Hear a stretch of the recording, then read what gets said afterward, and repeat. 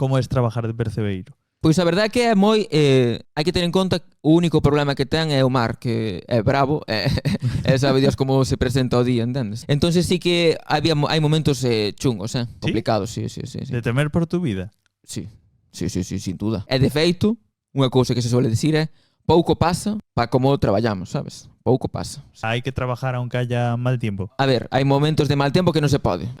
Non é non, sabes? Cando hai bandeira roja desta, pois é imposible ir, sabes? Pero ti imagínate, estás temporada de Navidades, cando é o precio máis alto, é máis caro, é que se che ven un mal tempo, tens que arriesgar un pouco, porque senón é que esa compensache moito tempo despois no ano esa campaña solo de Navidades, entendes? E comparado con un trabajo normal, a nivel salario, que tal? O sea... Depende. A verdade que aquí teño que dicir que depende. Depende porque obviamente ao ser un produto do mar, depende como veña a campaña a nivel de que tal está o marisco ou que tal o tempo, porque se a bandeira roja non podes ir, está prohibido ir. Entón, se che fastidia moitos días de non ir, tamén estás perdendo aí dese tiñeiro, entendes?